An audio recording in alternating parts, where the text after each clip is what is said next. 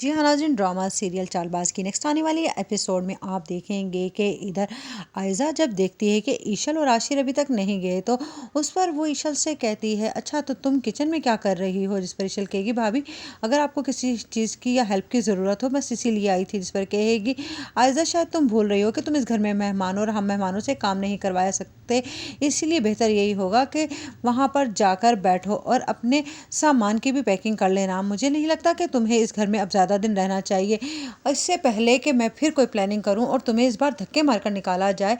अब तो कोई और है भी नहीं जो तुम्हें इस घर में वापस ला सके, इसलिए यहाँ से चुपचाप आशिर का हाथ पकड़ो और चलती बनो। उधर आप देखेंगे कि जब इनाया की परेशानी देखता है रूहान तो उससे कहता है, आखिरकार तुम्हें किस चीज़ की परेशानी है?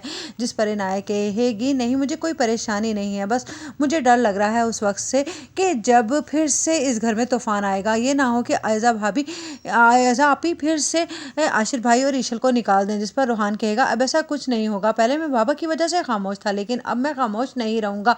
अब सद भाई और आयज़ा भाभी को हिसाब देना होगा, कोई भी इस घर से नहीं जाएगा, सबका बराबर का हक है। उधर आप देखेंगे कि जब ईशल को फ़ोन आएगा शायान का और वो उससे कहेगा, कैसी हो? जिस पर वो कहेगी, मैंने तुमसे पहले भी कहा था मुझे फ़ोन करने की कोशिश भी मत करना, और इस वक्त तो मैं वैसे भी बहुत डिस्टर्ब हूँ आशिर के डैड की डेथ के बाद। जिस पर शायान कहेगा, चलो ठीक है, जब तक के लिए तुम्हें छोड़ देते हैं, लेकिन हाँ तुम्हारी वो देवरानी साहिबा कैसी हैं, यानी कि मेरी एक्स वाइफ। जिस पर कहेगी ईशल कि तुम्हें इस तरह की बातें जेब नहीं देती हैं, तुम उससे डिवोर्स दे चुके हो और इसलिए अब तुम्हारा उससे कोई रिश्ता नहीं है और तुम दूसरों को परेशान करना भी छोड़ दो। उधर आप देखेंगे कि आयज़ा की माँ मुसलसल देख रही होगी कि आयज़ा का बाप ना तो किसी से बात कर रहा है और ना ही कुछ खा पी रहा है। जिस पर वो कहेगी, आपको किस चीज़ का गुस्सा है आप एक बार अपना गुस्सा निकाल क्यों नहीं लेते हैं?